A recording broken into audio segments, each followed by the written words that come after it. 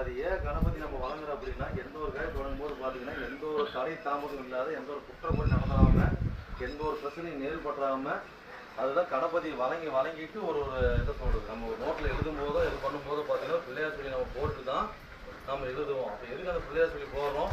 நான் எழுதுறதுல எந்த தவறு வரக்கூடாது. அப்படி தவறு வந்தாலும் எனக்கு உணர்த்திடு, எனக்கு காட்டி கொடுத்துரு, நான் ஏமாந்துடக்கூடாது, நான் எந்த ஒரு பிரச்சனை சிக்கிக்கூடாது அப்படின்னு தான் நம்ம வந்து பார்த்தீங்கன்னா நோட்டில் எழுதும்போது பார்த்தீங்கன்னாக்கா சரஸ்வதி போட்டு நம்ம பிள்ளையார் சொல்லி போட்டு தான் நம்ம ஆரம்பிக்கிறோம்.